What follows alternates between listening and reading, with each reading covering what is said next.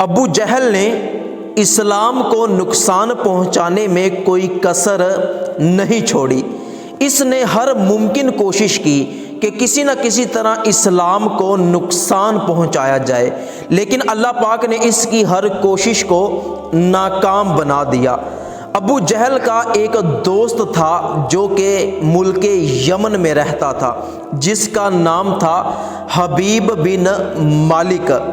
ابو جہل نے اپنے دوست حبیب یمنی کو خط لکھا کہ مجھ پر بہت بڑی مصیبت آن پہنچی، میں بڑی پریشانی میں مبتلا ہوں، تو نے میرا حال تک نہیں پوچھا۔ حبیب بن مالک نے جب یہ خط پڑھا تو وہ فوراً ابو جہل کے گھر میں آ گیا، آ کے پوچھا کہ بھائی تجھ پہ کون سی مصیبت آ گئی، کون سی پریشانی آ گئی جو خط کے اندر تو نے میرے ساتھ بہت زیادہ گلے شکوے کیے ہیں۔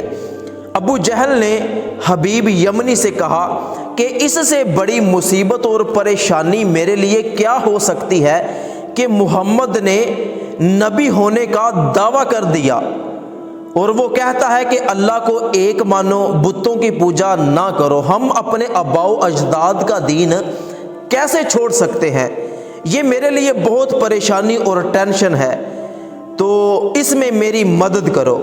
حبیب بن مالک نے کہا کہ تم ایک کام کرو کہ قریش کے سرداروں کی دعوت کرو اور وہاں پہ محمد عربی کو بھی ضرور بلاؤ، تو میں وہاں اس سے کچھ سوال کروں گا، اگر تو وہ واقعی میرے سوالوں کا جواب ٹھیک دیتا ہے تو وہ اللہ کا نبی ہے، اور اگر وہ جواب نہیں دے پاتا تو اس کا دعویٰ سچا نہیں ہے۔ ابو جہل نے ایک دعوت کا اہتمام کیا، وہاں پر قریش کے بڑے بڑے سرداروں کو بلایا گیا اور وہاں پہ نبی کریم صلی اللہ علیہ وآلہ وسلم کو بھی آنے کی دعوت دی گئی۔ جب سارے قریش کے سردار ابو جہل کی اس دعوت میں آ گئے تو ابو جہل نے ان سرداروں سے کہا کہ میری بات توجہ کے ساتھ سنیں کہ جب محمد اس دعوت میں آئے تو کوئی بھی ان کے استقبال کے لیے، ان کی عزت افزائی کے لیے کھڑا نہیں ہوگا، سب اپنے اپنے کام میں، اپنی باتوں میں مصروف رہیں، اس کی طرف کوئی بھی دھیان نہ دے۔ لیکن جب نبی کریم صلی اللہ علیہ وآلہ وسلم اس دعوت میں آئے تو سب سے پہلے ابو جہل ہی کھڑا ہو گیا۔ جب ابو جہل کھڑا ہو گیا تو اس کو دیکھ کے باقی سردار بھی کھڑے ہو گئے۔ جب مجلس برخاست ہوئی تو سرداروں نے ابو جہل سے کہا کہ بڑا بیوقوف انسان ہے تو، اتنی لمبی تقریر کرنے کا کیا فائدہ؟ ہمیں تو نے کہا کہ کوئی کھڑا نہ ہو، سب سے پہلے خود ہی کھڑا ہو گیا۔ تو ابو جہل نے کہا کہ جب محمد آئے، داخل ہوئے، تو کسی اندیکھی طاقت نے مجھے کانوں سے پکڑ کے کھڑا کر دیا اور اتنی زور سے کھڑا کیا، اگر میں کھڑا نہ ہوتا تو میرے کان جڑ سے اکھڑ جاتے۔ حبیب بن مالک نے جب نبی کریم صلی اللہ علیہ وآلہ وسلم کو دیکھا، جب اس کی پہلی نظر نبی کریم صلی اللہ علیہ وآلہ وسلم کے چہرہ انور پر پڑی تو اس نے دل میں فیصلہ کیا کہ اتنا خوبصورت چہرہ، اتنا نورانی چہرہ کسی جھوٹے کا نہیں ہو سکتا۔ اب کیا ہے کہ جب نبی کریم صلی اللہ علیہ وآلہ وسلم اس دعوت میں آئے تو حبیب بن مالک نے نبی کریم صلی اللہ علیہ وآلہ وسلم کی بارگاہ میں عرض کیا کہ محمد آپ یہ بتائیں کہ آپ کس چیز کا دعویٰ کرتے ہیں، آپ کس چیز کی دعوت دیتے ہیں؟ نبی کریم صلی اللہ علیہ وآلہ وسلم نے ارشاد فرمایا کہ میں اس چیز کی دعوت دیتا ہوں کہ میں اللہ کا نبی ہوں، میں اللہ کا رسول ہوں، اور اللہ ایک ہے، اس کی عبادت کرو، بتوں کی عبادت نہ کرو۔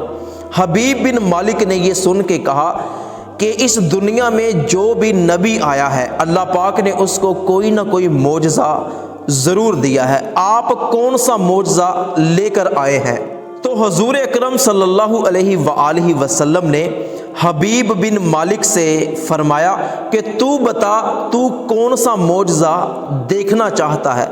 حبیب بن مالک خاموش ہو گیا اور اس نے دل میں سوچا کہ میں محمد سے 2 باتوں کا سوال کروں گا، اگر دونوں باتیں پوری ہو گئی تو میں واقعی کلمہ پڑھ کر مسلمان ہو جاؤں گا۔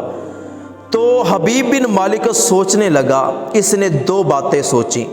پہلی بات تو یہ کہ حبیب بن مالک کی ایک بیٹی تھی جو کہ پیدائش سے اپاہج تھی، معذور تھی، چل پھر نہیں سکتی تھی۔ اس نے بڑے بڑے حکیموں اور طبیبوں سے اپنی بیٹی کا علاج کروایا لیکن کوئی فائدہ حاصل نہیں ہوا۔ اس نے وہ بات اپنے دل میں رکھ لی کہ میں نبی سے سوال کروں گا کہ اگر واقعی اللہ کے نبی ہو، یہ بتاؤ کہ میرے دل میں اس وقت کون سی بات چل رہی ہے۔ اور دوسری بات یہ کہ سارے کفار حبیب بن مالک کا منہ دیکھ رہے تھے کہ پتہ نہیں کس چیز کا مطالبہ کرتا ہے۔ 14ویں رات کا چاند پورے عروج پر چمک رہا تھا۔ حبیب بن مالک کی چاند پہ نظر گئی۔ اس نے چاند کی طرف اشارہ کرتے ہوئے کہا کہ محمد، اگر آپ واقعی اللہ کے سچے نبی ہو تو چاند کے 2 ٹکڑے کر کے دکھا دو۔ نبی کریم صلی اللہ علیہ وآلہ وسلم حبیب بن مالک کی یہ بات سن کے مسکرائے اور فرمایا کہ چلو میرے ساتھ صفا پہاڑ پر چلو۔ تو حضور اکرم صلی اللہ علیہ وآلہ وسلم کے ساتھ کچھ صحابہ تھے اور ابو جہل، حبیب بن مالک اور کافر سردار یہ مل کے صفا پہاڑ پہ نبی کریم صلی اللہ علیہ وآلہ وسلم کے ساتھ آ گئے۔ جب صفا پہاڑ پہ نبی کریم صلی اللہ علیہ وآلہ وسلم تشریف لائے تو آپ نے چاند کی طرف اپنی شہادت کی انگلی سے اشارہ کیا۔ چاند 2 ٹکڑوں میں تقسیم ہو گیا۔ اب کافروں کی آنکھیں پھٹی کی پھٹی رہ گئی، حیران رہ گئے کہ یہ کیا ہو گیا۔ تھوڑی دیر تو وہ دیکھتے رہے۔ کچھ دیر بعد حبیب بن مالک نے نبی کریم صلی اللہ علیہ وآلہ وسلم کی بارگاہ میں عرض کیا کہ محمد اب آپ چاند کو جوڑ دیں۔ حضور اکرم صلی اللہ علیہ وآلہ وسلم نے پھر شہادت کی انگلی سے اشارہ کیا تو وہ چاند آپس میں جڑ گیا۔ کر کے اشارہ سونا سورج نو موڑ دا، آپے چن توڑ دا تے آپے چن جوڑ دا۔ جب حبیب بن مالک نے یہ معجزہ دیکھا اس نے دل میں فیصلہ کر لیا تھا کہ میں واقعی کلمہ پڑھ لوں گا۔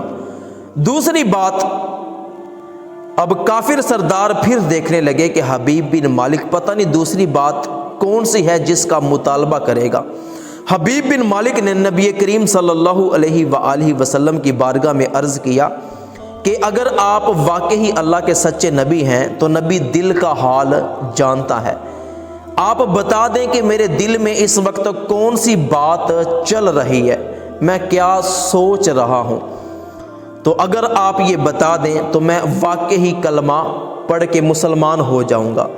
نبی کریم صلی اللہ علیہ وآلہ وسلم نے حبیب بن مالک سے ارشاد فرمایا کہ اے حبیب سن کہ تیری ایک چھوٹی بیٹی ہے جو بچپن سے معذور ہے، تو نے بڑی بڑی جگہوں سے علاج کروایا لیکن اس کو صحت حاصل نہیں ہوئی، تو جا گھر میں جا کے دیکھ اللہ پاک نے تیری بیٹی کو شفا عطا فرما دی ہے۔ تو جب حبیب بن مالک نے یہ سنا کہ اس نبی کے منہ سے یہ الفاظ نکلے کہ جا گھر میں دیکھ اللہ نے تیری بیٹی کو شفا عطا فرما دی ہے، تو اس نے کلمہ پڑھا، مسلمان ہو گیا، کہنے لگا کہ آپ واقعی اللہ پاک کے سچے نبی ہیں۔ اس نے گھوڑا پکڑا اور جلدی جلدی گھر کی طرف دوڑ گیا، اس لیے کہ بچپن سے بچی کے وہ علاج کرواتا رہا، کوئی شفا حاصل نہیں ہوئی، لیکن جب محمد عربی کی زبان سے یہ سنا کہ جا گھر میں دیکھ اللہ نے تیری بیٹی کو شفا عطا فرما دی، تو اپنی بچی کو دیکھنے کے لیے بے تاب ہو گیا، کلمہ پڑھا، مسلمان ہوا اور اپنی بیٹی کو دیکھنے کے لیے گھر کی طرف روانہ ہو گیا۔ اب حبیب بن مالک کی قسمت میں تھا مسلمان ہونا، اس نے کلمہ پڑھا اور وہ مسلمان ہو گیا، اس کے ساتھ اس کے کچھ ساتھی بھی مسلمان ہو گئے، لیکن ابو جہل اور اس کے کچھ ساتھی جن کے دل کالے تھے وہ کہنے لگے کہ محمد تجھ سے بڑا ہم نے جادوگر نہیں دیکھا، تو نے لوگوں کی نظروں پہ جادو کر دیا۔ تو وہاں پہ جو دانش مند لوگ تھے انہوں نے کہا کہ جو جادو ہوتا ہے وہ صرف ایک مجلس پہ ہوتا ہے، اگر تمہاری آنکھوں پہ پردہ ڈال دیا ہے تو جو لوگ باہر سے آئیں گے، جو تجارت کرنے کے لیے دوسرے علاقوں میں گئے ہوئے، کل ان سے پوچھئے گا، تصدیق ہو جائے گی۔ تو اگلے دن جب تاجر لوگ دور دراز علاقوں سے آئے تو ابو جہل اور اس کے ساتھیوں نے پوچھا کہ ہاں رات کو کوئی عجیب منظر دیکھا تھا؟ انہوں نے کہا کہ ہاں ضرور دیکھا تھا، رات کو ہم نے دیکھا یہ کہ چاند کے 2 ٹکڑے ہو گئے۔ پھر بھی کہنے لگے کہ نہیں، یہ جادو ہے۔ تو حقیقت میں ان کے نصیب میں، ان کی قسمت میں ایمان لانا لکھا ہی نہیں ہوا تھا۔ یہی ابو جہل ہے کہ ہاتھ میں پتھر کنکریاں پکڑ کے نبی کریم صلی اللہ علیہ وآلہ وسلم کی بارگاہ میں آتا ہے، آ کے کہتا ہے محمد اگر یہ بتا دو کہ میری مٹھی میں کیا ہے تو میں کلمہ پڑھ کے مسلمان ہو جاؤں گا۔ حضور اکرم صلی اللہ علیہ وآلہ وسلم نے ارشاد فرمایا کہ ابو جہل میں بتاؤں کہ جو تیری مٹھی میں ہے یہ بتا دے کہ میں کون ہوں۔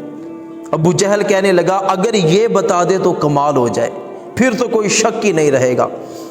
حضور اکرم صلی اللہ علیہ وآلہ وسلم نے ابو جہل سے ارشاد فرمایا کہ تیری مٹھی میں 6 کنکریاں ہیں، ذرا ان کو اپنے کان کے قریب کر اور دیکھ وہ کیا کہتی ہیں۔